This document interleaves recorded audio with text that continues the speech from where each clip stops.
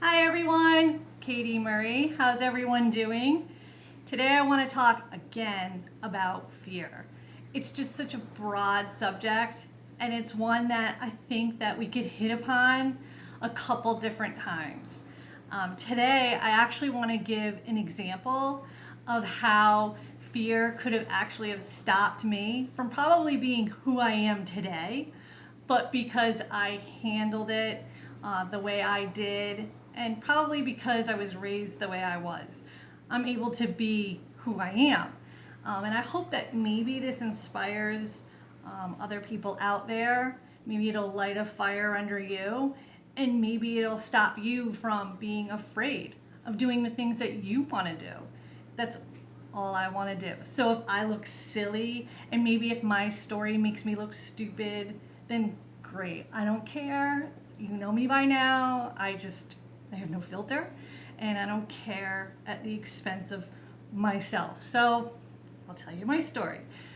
But the moral of the story here is fear and how it can actually be like the concrete at your feet.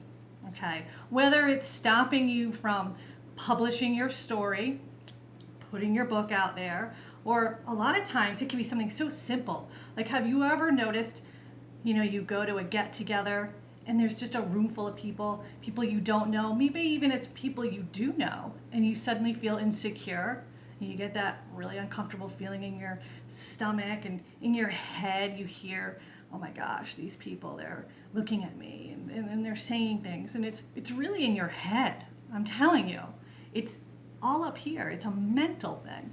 But let me just tell you about something that had happened to me so many years ago. And it's funny because I had just read a book by somebody maybe you all know, Danielle Bernkoch, Emerging Wings. And if you haven't read it, run out, go to Amazon and get the book. But she actually had talked about an experience she had where she had a solo and it went really bad. And it kind of like reminded me of this experience, but mine was a little bit different. So I always had all the leads in like my plays, and I always got all the solos, and then all of a sudden I was, now here I was in 7th grade, and I was the young one, and I had a new teacher, and she hated me. I don't know what it was. It was just a thing. And I would go home from school and I'd tell my mom, like, geez, I tried, I was good. And my mom always raised me that no matter what, just be, a good kid, and don't, do anything wrong. Don't do anything bad. No, okay. And then there was always the tryouts. You always had to try out for the solo. So, I was used to getting like the solos. I was never afraid to like do the tryouts, but I was never even allowed to try out, which was really weird. I mean, like every kid, aren't you supposed to be allowed to try out? But okay. And then I noticed she had like her favorite. Like, I don't know how it is nowadays, but there was always like the teacher's pet. And come to find out many years later, it was a relative. Whatever. So, but anyway, so as time went on and as the year progressed, it was going to be the last concert of the year. So, okay, and I'm like, I gotta be able to do this. Nope, didn't get to try out, whatever. Always would have like a positive attitude. Oh, there's gonna be next year. Like my mom would always say to me, well, there's always next year. And it was just weird because it was just a different position for me, not having the solo. Not only that, she had me singing like the highest, and that wasn't like something I was comfortable with. But, whatever. So, and it was just that awkward age too. That awkward, 7th grade, but I had my best friend with me, so we made the best out of it. So here we go.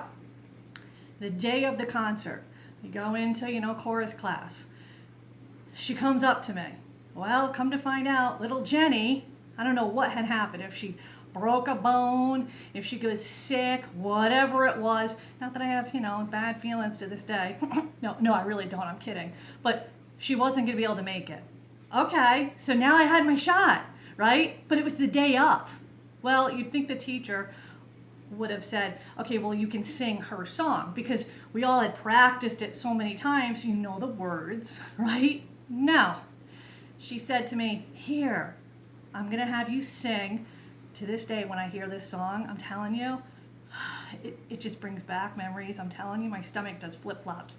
The Rose by Bette Midler. Let me tell you something. David Potts, if you play that on your Spotify, I will rip every nose hair out of your nose. I'm telling you. I'm kidding. No, I'm not. But anyway, so it was The Rose by Bette Midler. Now, back then, okay, when we were young, there was no YouTube, okay? It wasn't like, you could quickly look it up and go home and memorize it and cram. No, I mean, it wasn't like that. Like, how am I gonna remember this song? I mean, I heard it like a couple of times from my parents. So I'm like, okay, I can do it, sure. She's like, you ready? You wanted it all year. You said you wanted the solo. Yeah, I'll do it. So she hands me sheet paper. Okay, well, I mean, I was used to like doing plays and stuff. I can memorize words. I can do it. So I had 6 hours. Went home, memorized it. I was ready. I'm on stage. I'm up there. Sweet little organist lady, right? I'm up there. I see my family. I never paid attention to like the audience and everyone. It never bugged me, but so I'd like zoomed in and I could see my sister's boyfriend. It was like, I don't know why to this day, but I always remember just seeing him. I think 'cause I had a crush on him. Weird, but anyway. Well, there we go. First voice, first verse, perfect. Okay. Second verse. I repeat the first verse. I'm in my head right now going, oh my gosh. I look out and I see my family going like this to me. Like, keep going. And I turn and I see my chorus teacher doing this to me. Get off the stage. Now, if I would have listened to her and done what I wanted to do and what she's telling me to do, which is get off the stage. I mean, I wanted to run off the stage. I wanted to just crawl off the stage and run away and cry. I wanted to throw myself at her feet and just beg for forgiveness. I mean, and if you could have, her face was, get off the stage. I zeroed in though, just kept, my family's like, Like they knew I messed up. But my heart told me, no one knows, keep going. And the organ lady, God bless her, she just kept going. She's going with me, right? And I'm just like, okay. Now, third verse goes, and somehow I remember the second verse, and I just carried on. So the third verse, I sang the second verse, and I just went with it. So I just finished. Moral of the story was, I didn't quit. I kept going. Now, I look back on that to this day.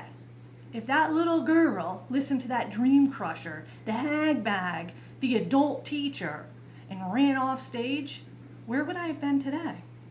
I didn't die. I'm still here, and I carried on. I didn't quit. I'm not a quitter, and I'm okay. I had my family out there supporting me, like, you can do it. But the moral basically of the story too is, I was at that age now where I had to stand on my own.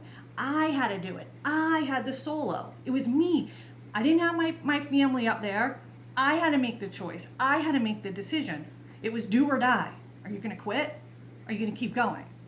And I kept going. So it's just like now in your life.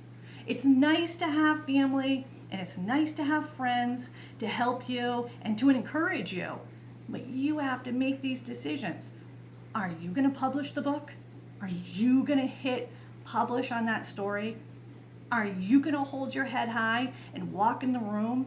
And are you going to face all those people that you're nervous to see? It's up to you. Sure, it feels good, like I said, to have the support of all those people that love you. And they're trying to help you. They mean well. But it's you. You're the one. You got to get out of your head and you got to go with your gut and trust in yourself. And let me tell you, that lady, that teacher, she's vicious. I think to myself, like, how many people has she destroyed? How many little kids did she crush their dreams? She was horrible. And let me tell you, it wasn't over with her. I remember walking down the hall. I don't remember who it was, what sibling that was behind me that she didn't see. And when I was walking down the hall and she said, You happy with yourself? Well, and before I had a chance, because I was kind of known to have like a little bit of a tongue, whoever it was behind me said, yeah, she did a good job, didn't she? You know, I mean, but she, a horrible lady. I mean, most kids, they would have just died. But I had the in me to just keep going. You know, so you guys can do it. Have faith in yourself. Believe in yourself. It's okay. Everyone falls down. Everyone's going to fail. Big deal. You know, I mean, do you know how many times I trip going up the stairs? I mean, I'm a goof. When I got with my husband, I remember like when he met my brothers and they all said, you do know she's like a goof, right? I mean, really? I mean, come on. Just look at life, you know, at like, in a way of just, okay, big deal. If I fail, I fail, but I'm going to learn from my mistakes, you know? So if this story, if it made you kind of giggle and look at me like, wow, really? I hope it helped. I hope it encouraged you, okay? And I hope that maybe now you feel that you can do it. I believe in you. And I want to know, what did you mess up at? Tell me. I want to know. Like, did you like maybe like when you were at church and you had to like walk to get like, you know, the wine, you fell in front of everybody? What? When you came out of the bathroom, did you have toilet paper stuck on the bottom of like the sole of your shoe? Tell me. I'm telling you, I guarantee you, I've done it. Oh boy. So, all right, come on. Let's just laugh. Really? Come on. And as always, what are we going to do? Spread what? Tiny seeds of joy and happiness all around. So it what? Takes off like wildflowers. All right, guys, until next Wednesday. Bye-bye.